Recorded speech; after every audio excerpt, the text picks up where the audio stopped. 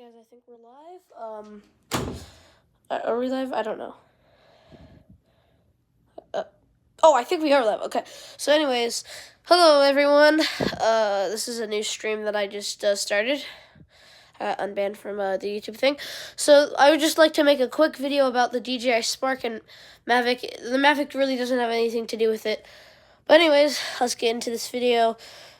Did I leave the one cable outside? I did. Okay. Well, anyways, I have a little story to tell you today. So, while I was in the DJI Spark, like trying to connect it to the controller, because I got this from a seller from eBay again for my birthday, and this controller wasn't syncing directly over Wi-Fi, so I was using the Mavic Pro cable, from my drone, and shoving it in here, and it was working, but I couldn't figure out why I couldn't get it connected directly from the Wi-Fi just to my phone. So I had to search up a tutorial on how to do it, and it wasn't really much help, because on mine, the things are completely faded. Look at that. It's just completely faded. I couldn't use the QR code or anything. But on the Mavic, you just connect it with the cable, or you don't even need to use your phone. You can just use the very nice display, which is really nice, by the way. It's really nice in dark conditions.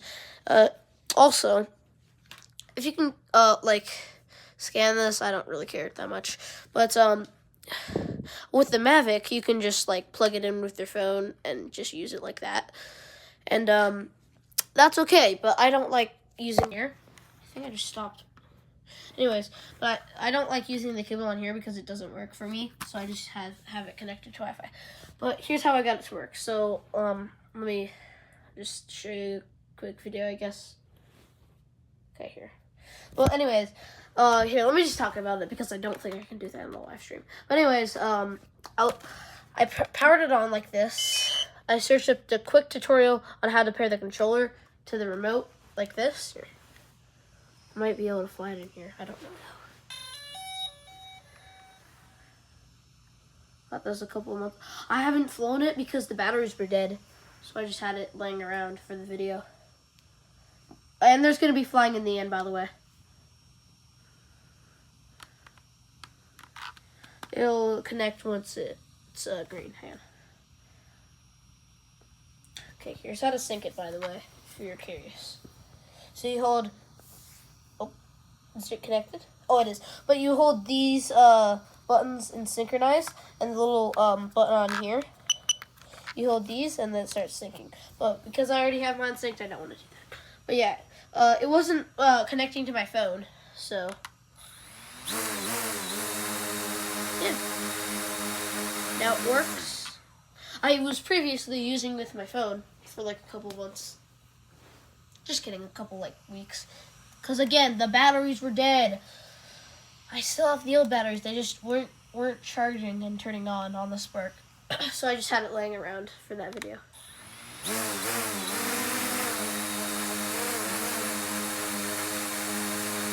This thing also goes, the fastest I got this to go is 32 miles per hour with no wind. The fastest I got this guy to go 40 miles per hour. I think this one's just supposed to go 30 and this one's supposed to go I'm just going to go around I think 38 or something.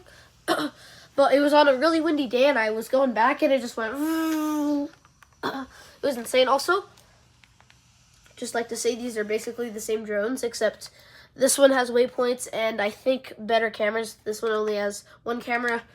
This one has two cameras, one, two. And it's just a little bit better of a drone. So let me just turn on my Mavic. Here's the coolest thing. They instantly turn on.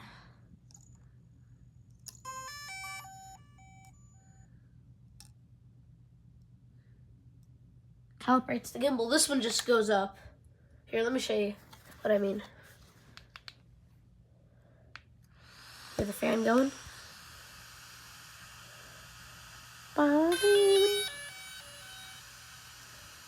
And it just starts That one has like a whole startup process. And yeah, it's pretty cool. And the controller, and let me just aim it this way so I don't get killed by it. Also, that's yellow. Why is it like that? It shows it as a white thing. I don't know.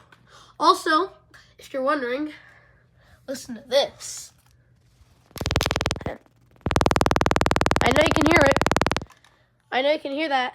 It's very torturous. It's really torturous. And this one you can hear it, unlike the parrot. Okay, this one we're just gonna, it's gonna connect. And this is going to turn green. Ready?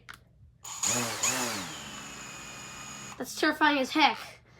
Also, I would recommend removing the propellers if you're traveling with it, because I've actually snapped off one of the propellers on here and I had to replace it at the park. So just remember to either fold them up like this or just take them off entirely. But it gives you all this nice information. It gives you your speed here and your I think upward speed, I don't really know. Gives you your ready to go, and when you it says taking off. It also has a mini joystick here. This is a joystick actually. You can already see that. And I have mine programmed to do some stuff. I have to have it connected to my phone for that. But you can basically like rotate the gimbal. I'm just doing this.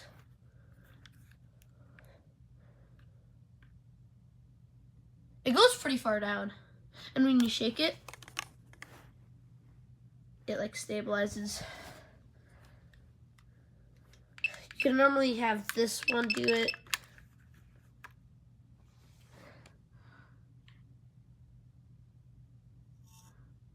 Oh, what was that?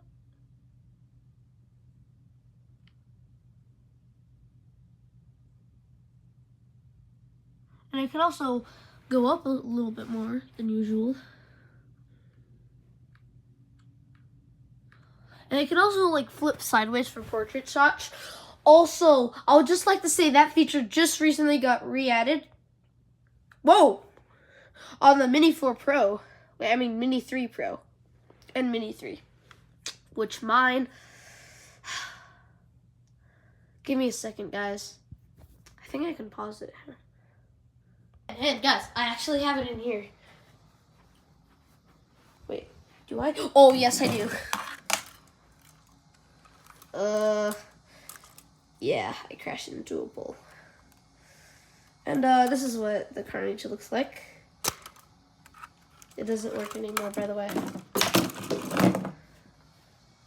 That's my flash on hand. Well, anyways, this is going to be on for the rest of the video.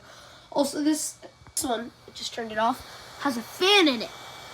It's also incredibly loud, and it also has a heat sink. It's actually not hot at all, because the fan dissipates heat right there, and then it comes out the back here.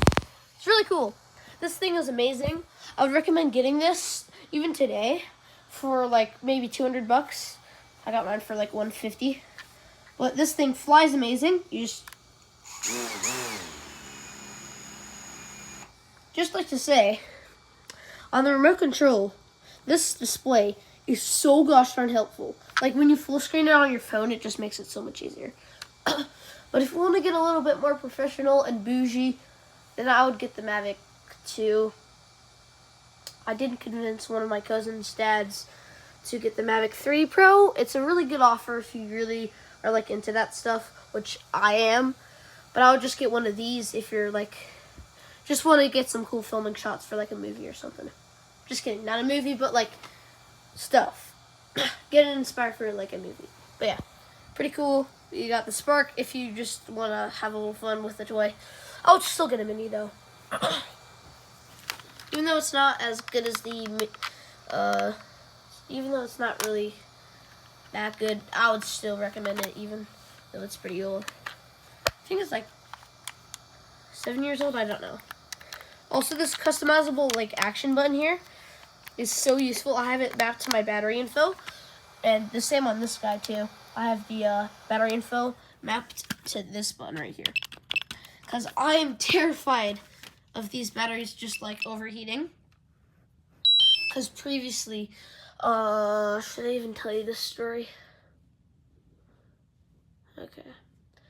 One of my drone batteries is just, with my dad's old Mavic, not that old at all, but I actually killed one of my dad's batteries by draining it below 0. Yeah, I killed one of these batteries.